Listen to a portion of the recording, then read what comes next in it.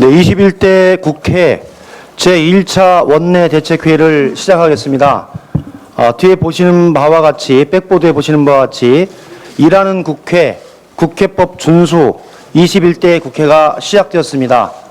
이 원칙을 준수하며 일하는 국회를 만드는 제1차 원내대책회의를 시작하겠습니다. 먼저 김태년 원내대표의 발언이 있겠습니다.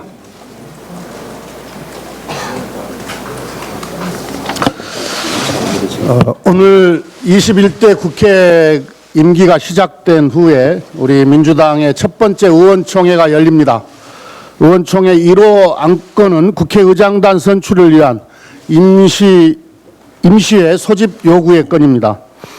의원총회가 끝난 후에는 곧바로 일하는 국회에 동의하는 제 정당과 함께 임시회 소집 요구서를 제출할 것입니다. 일하는 국회를 만들기 위한 대장정의 첫걸음이 될 것입니다. 법에 정해진 날짜에 국회를 여는 것은 결코 협상의 대상이 될 수 없습니다. 법을 지키지 않는 것이 협치로 둔갑하고 법의 뒤에서 흥정하는 것이 정치인 양 포장되던 과거의 잘못된 관행을 21대 국회에서는 반드시 청산하겠습니다. 시작이 반입니다. 정치의 근본을 다시 세운다는 비장한 각오로 법이 정한 날짜에 반드시 국회를 열겠습니다. 미래통합당도 더 이상 과거의 잘못된 관행에 매달리지 말고 일하는 국회를 만드는데 조건 없이 동참해 주길 바랍니다. 미래통합당 회의실에 붙어있는 변화, 그 이상의 변화라는 말이 구호가 아니라 행동으로 이어지기를 기대합니다. 어제 한국판 뉴딜, 이른바 문재인 뉴딜의 기본 설계도가 나왔습니다. 문재인 뉴딜에는 국난 극복을 뛰어넘어 포스트 코로나 시대를 앞서가기 위한 미래 전략이 담겼습니다. 문재인 뉴딜은 추격형 경제에서 글로벌 선도형 경제로 전환하기 위한 국가 발전 프로젝트입니다. 국가의 새로운 미래를 열어나갈 문재인 뉴딜이 뉴딜답게 추진되기 위해서는 충분한 재정의 뒷받침과 창의적 발상이 요구됩니다. 특히 디지털 뉴딜과 그린 뉴딜은 혁신 경제로의 전환과 함께 대규모 일자리 창출이 가능한 만큼 과감한 선제적 재정 투자가 필요합니다. 아울러 문재인 뉴딜에 민간의 참여를 확대하기 위한 규제 혁신도 진지하게 검토해야 합니다. 그리고 디지털 뉴딜, 그린 뉴딜은 포용사회의 기반 위에서 추진되어야 합니다. 고용보험 등 사회 안전망을 강화하고 복지제도의 사각지대를 해소하는 것은 포용사회 실현과 문재인 뉴딜 추진을 위한 핵심 과제입니다. 아울러 서민형 일자리도 결코 소홀히 해서는 안 됩니다. 문재인 뉴딜의 서민을 위한 일자리를 만드는 알파 전략이 필요합니다. 일전에 학교 환경 개선 사업을 예로 들어 말씀드린 바 있습니다. 대부분의 공공 건물은 건축 후 35년 정도가 되면 개축 예산을 편성합니다. 그런데 7, 80년대 지어진 학교 시설은 매번 특별 교부세로 땜질 보수만 하고 있습니다. 학교 환경 개선 사업을 잘 기획하면 디지털 뉴딜과 그린 뉴딜을 병행 추진하면서 서민형 일자리도 만들어낼 수 있습니다. 문재인 뉴딜의 성공을 위해 민주당이 더 책임있게 역할을 하겠습니다. 계획 수립 단계부터 정부와 주도적으로 협의해 나가겠습니다. 사업 아이템도 추가로 발굴하고 지역 현안도 반영하여 정부와 함께 실현 방안을 찾아내겠습니다. 문재인 뉴딜로 세계를 선도하는 대한민국을 만들기 위해 당과 정부가 최선을 다하겠습니다. 178만 명에 대한 3차 등교 개학이 하루 앞으로 다가왔습니다. 하지만 아이들의 등교를 앞둔 학부모님들의 마음은 편치 않습니다. 지난달 20일 등교 이후 학생 5명, 교직원 2명이 확진 판정을 받았기 때문입니다. 수도권을 중심으로 한 소규모 집단 감염도 산발적으로 이어지고 있습니다. 다만 학교 내에서의 2차 감염 사례는 없는 만큼 교육당국을 믿고 지켜봐 주시길 바랍니다. 정부와 함께 학교 내 밀집을 최소화하고 방역에 더욱 만전을 기하겠습니다. 특히 학원 등 외부 감염 요인에 대해 더욱 철저히 방비하겠습니다. 교육부는 시도교육청, 지자체와 함께 학원 합동 점검을 실시했습니다. 어제와 오늘은 수도권 학원 밀집 구역에 대한 집중 점검을 실시하고 있습니다. PC방, 코인 노래방 등에 대한 더욱 구체적인 그리고 적극적인 대책도 강구하겠습니다. 필요하다면 당 차원에서 소속 지자체장들과도 이 문제에 대해 긴밀하게 협의하겠습니다. 아이들의 안전을 위한 우리 학부모님들의 노력도 요청드립니다. 등교를 마치고 PC방에 간 학생들이 마스크를 쓰지 않고 대화하거나 거리 간격이 지켜지지 않는 경우가 있다고 합니다. 학부모님들께서도 학생들이 수업 이후 학원이나 노래방, PC방 등 다중 이용 시설에 가지 않도록 지도해 주시기 바랍니다. 조심스럽지만 아이들과 학부모님들의 일상을 되찾고 우리 사회를 정상화하기 위한 발걸음을 옮겨 나가야 합니다. 민주당 또한 안전한 등교 개학이 이루어지도록 정부와 긴밀히 협력하며 대응해 나갈 것을 약속드립니다. 이상입니다. 조명식 정책위원장의 발언 있겠습니다. 세계 경제가 극심한 침체에 빠져들면서 우리 경제의 주요한 버팀목인 수출이 큰 타격을 받고 있습니다. 산업통상부가 어제 발표한 5월 수출입 실적 집계 결과 5월 수출액이 전년 동기 대비 크게 감소하면서 두 달 연속 20%대의 감소세를 기록했습니다. 이 와중에 최근 홍콩 보안법 등을 둘러싸고 미중 간의 갈등이 격화되면서 코로나발 경제위기 대응에 필수적인 글로벌 경제 공조에 균열이 생기고 있어 우려를 가중시키고 있습니다. 무엇보다 양국에 대한 교역 의존도가 높은 우리 경제의 경우 실물 경제에 미칠 부정적 파장을 최소화하기 위한 노력을 적극 기울여야 합니다. 당정은 엄중한 경제 상황에 선제적으로 대처하기 위해 예년보다 한 달여 일찍 하반기 경제정책 방향에 대한 협의를 개최하고 이와 함께 제3차 추경 편성의 뜻을 모았습니다. 당정은 특히 올해 하반기에는 경제 반등의 모멘텀을 만들어 경제 위기 극복에 나서겠다는 비상한 각오와 인식을 함께하고 이를 위해 역대 최대 규모의 3차 추경을 편성하기로 하였습니다. 또한 신속하고 과감한 재정 투입을 통해 정책의 효과를 배가시킬 수 있도록 3차 추경의 조속한 처리와 집행에 최선을 다하기로 했습니다. 추경과 더불어 본 예산의 집행 속도를 제고하는 것도 현 시점에선 대단히 중요한 과제입니다. 사상 초유의 위기 상황인 만큼 상반기 재정 집행 목표를 반드시 초과 달성해 줄 것을 정부에 당부합니다. 참고로 20년 상반기 재정 집행 목표는 중앙재정 62%, 지방재정 60%, 지방교육재정 63%입니다. 3차 추경 편성과 관련해 한 말씀 더 드립니다. 당정은 추경 재원 마련에 있어 강도 높은 지출 구조 조정을 추진할 것이나 다만 지출 삭감을 통한 재원 조달에 한계가 있다는 점에서 일정 수준의 국채 발행도 병행할 것입니다.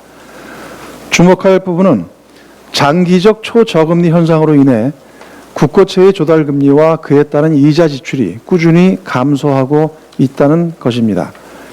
이로 인해 지난 2015년 평균 조달금리 2.2%에 총 17조 7천억 원이었던 국채 이자 비용이 지난해에는 조달금리 1.7%에 16조 7천억 원으로 1조 원 감소했습니다. 뿐만 아니라 한국 경제에 대한 국제사회의 신뢰가 높아지면서 30년 물 등 장기 국고채의 비중이 지난해에는 25%까지 늘어났습니다. 상환 기간이 길어 원금 상환 부담이 적은 장기 국고채 비중이 증가하는 것은 부채의 질도 나아지고 있다는 의미입니다. 더욱이 대한민국의 국가 채무 비율은 3차 추경에 국채를 발행하더라도 주요 국가들에 비해 안정적입니다. 즉, 우리 경제는 재정에 적극적이고 과감한 역할을 감당할 충분한 양적, 질적 기반을 갖추고 있다는 말씀을 드립니다.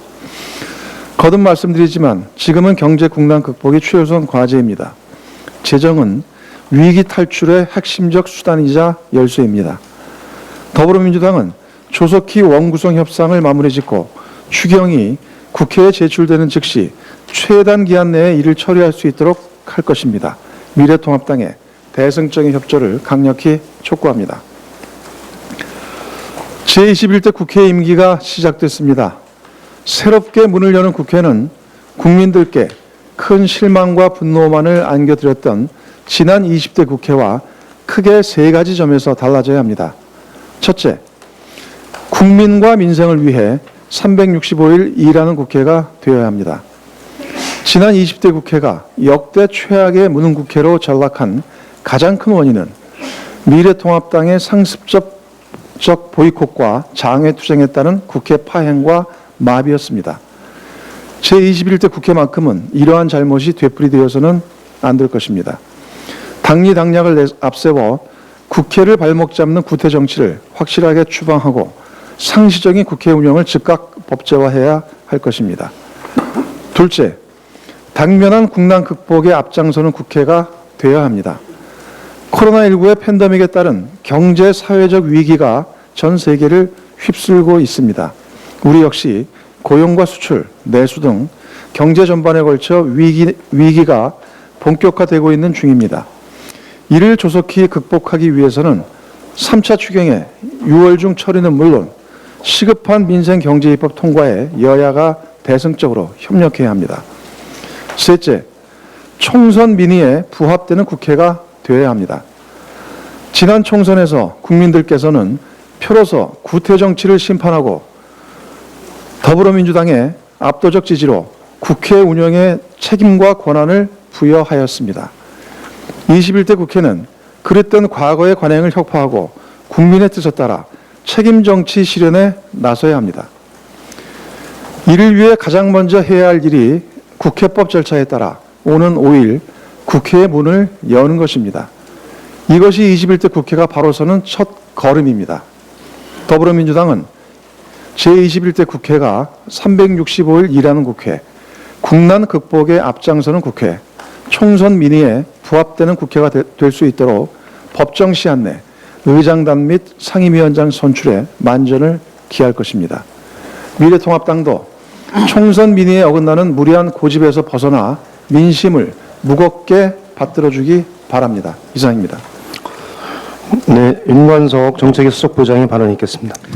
예, 수도권 코로나19 확산세가 심상치 않습니다. 이태원 클럽발 집단 감염에 이어서 경기도 부천의 쿠팡물류센터에서 시작한 집단 감염이 수도권의 또 다른 물류센터와 콜센터, 버스학원 등으로 확산하고 있습니다.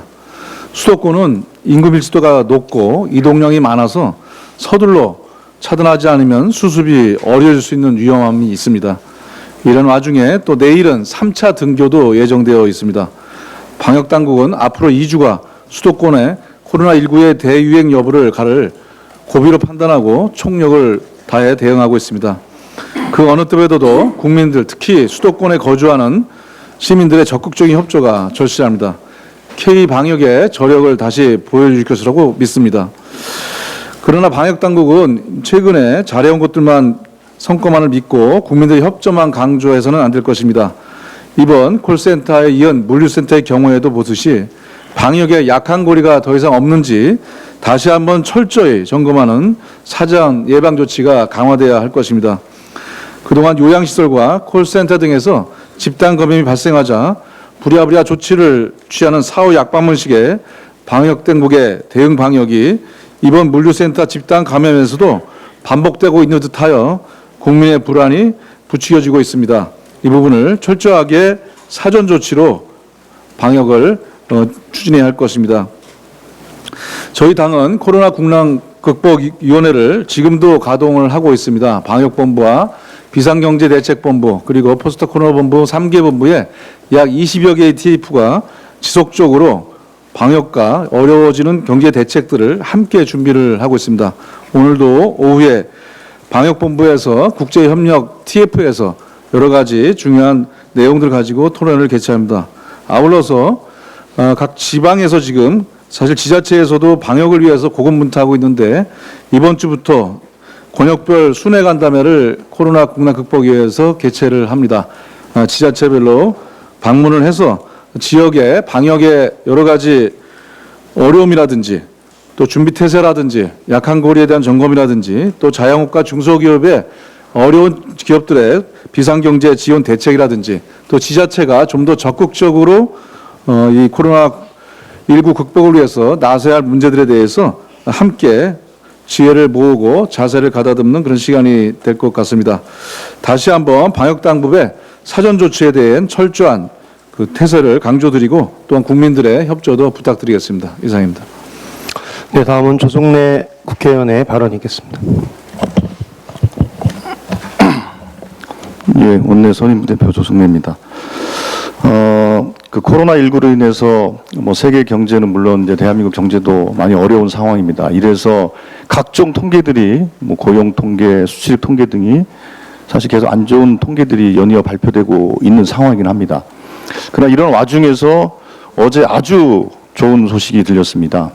조선 3사가 카타르 LNG 운반선 103척을 수주했다는 소식입니다. 금액으로 환산하면 한화로 23조 6천억에 해당하는 아주 큰 규모입니다.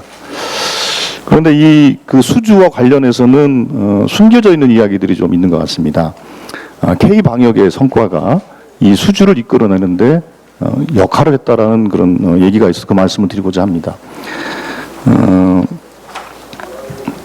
지난 3월 24일 날 카타르에서는 한국에 SOS를 쳤다고 합니다. 이제 그때 코로나19가 막 확산되는 상황이어서 그때 그 SOS를 친 주체가 요번에 LNG 선을 발주했던 그 에너지 장관, 알카비라는 에너지 장관이 우리나라의 대한민국의 가스공사 사장에게 한국의 진단 키트, 진단 장비 같은 것들을 좀 신속하게 좀 제공을 해줬으면 좋겠다라는 요청을 했고, 그래서 가스공사는 국내의 그 바이오 기업들과 접촉을 해서 단 열흘 만에 계약을 하게 되고, 진단 키트뿐만 아니라 진단 장비까지 세트로 보내서 카타르의 신속한 진단에 도움을 줬다라는 그런 성과로 근거해서 이 LNG선의 수주가 가능했다라는 그런 얘기가 있습니다.